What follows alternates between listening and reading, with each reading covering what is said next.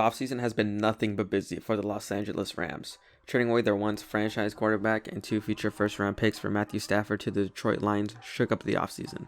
They gave up a lot to get rid of Goff and his horrible contract of 4 years, $134 million for the veteran Stafford, who also has a similar deal. Goff failed to show improvement, and his inconsistency on offense held the Rams back last year.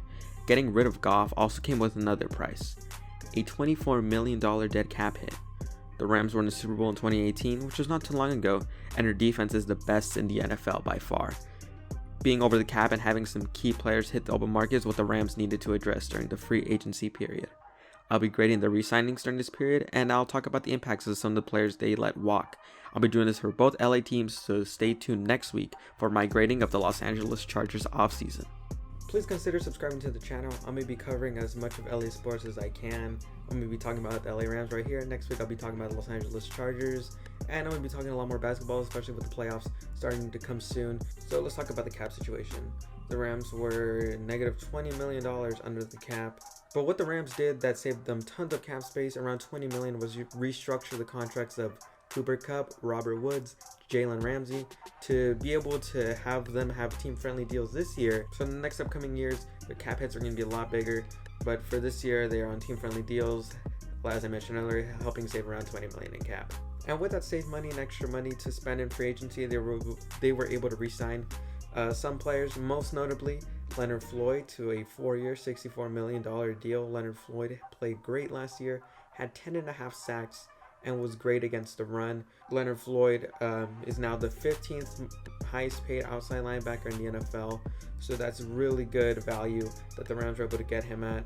Floyd did great, but I'm going to give this move a B+, because I still need to see more consistency from Leonard Floyd. He struggled a lot in Chicago and didn't look like it was going to work.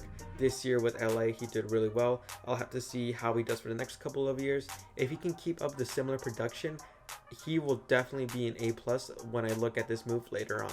Another player staying on that defense, Darius Williams, was signed on a first-round tender, meaning that if a team signed Williams, that team would lose their first-round pick. Now, that was a pretty smart move by the Rams. They don't have a first-round pick for the next 5 years, if I'm correct. That was added on because of the Matt Stafford deal. They don't have the first-round pick this year and next year because of the Jalen Ramsey deal.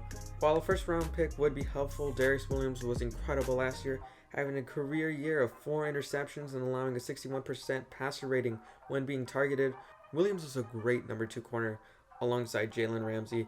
Williams had that huge play in the playoffs, reading that wide receiver screen, intercepted Russell Wilson as the ball was heading to DK Metcalf, and took it to the house for a pick 6, helping the Rams win their wild card playoff game. And for Darius Williams signing on a first-round tender, I give that an A+. Now, let's talk about some of the losses on this team.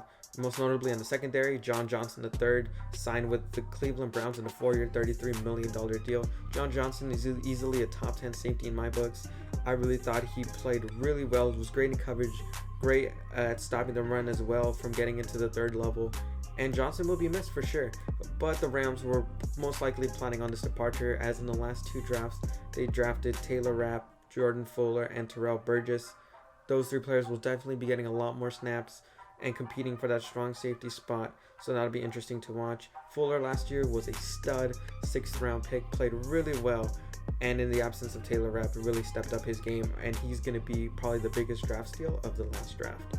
The other player that left for Cleveland on a 4-year, $24 million deal, Troy Hill, is gone. He was great number 3 corner, though I can see David Long stepping up into that spot and really replacing the production that Hill got. He was really great, had 2 interceptions last year, had a pick 6 in the regular season finale against Arizona. And while these are some big losses to the secondary, I really think the Rams drafted well and for the future, and we're going to be seeing their replacements play at a similar level to the other players did. Now, a couple more losses on the defensive end. Morgan Fox signed with Carolina on a 2-year deal. They traded Michael Brockers to Detroit for virtually nothing, a 7th round pick. It will be funny to see, though, as Brockers is on record saying that Matt Stafford is definitely a level above Jared Goff. So it'll be funny to see how that interaction would have gone after those comments. In other news, Samson Ebukam signed with the 49ers on a 2-year deal. Ebukam was outside linebacker, and while he was alright, I really don't think that the Rams should have re-signed him and brought him back. really didn't show any improvement in the pass rushing end of the field. Now, something that will definitely hurt defensive coordinator Brandon Staley becoming head coach to the other team in SoFi Stadium, the Los Angeles Chargers, which I'll talk about next week in a video. But he'll definitely be missed. He made the defense what it was. We'll have to see if the defense can stay at a similar level that they were last year without Coach Staley. Another loss now on the offensive end. Gerald Everett signs with the rival Seattle Seahawks. While Everett was a great number 2 tight end, I really didn't think it was worth paying him to stay a bit more. Well, yes, he'll definitely be missed, and he's a great athletic player. They did re-sign Johnny Munt to another 1-year deal, so we're going to see a couple of tight ends fighting for that number 2 spot alongside Tyler Higbee. And finally, the signing that I like a lot, we'll just have to see how it goes. Deshaun Jackson comes back to Los Angeles. He was born in LA. Deshaun Jackson for the last couple of years just really hasn't been able to produce due to injuries. Deshaun Jackson about 5 years ago was just great deep threat receiver, had great speed, and was just he was the big play guy on the team.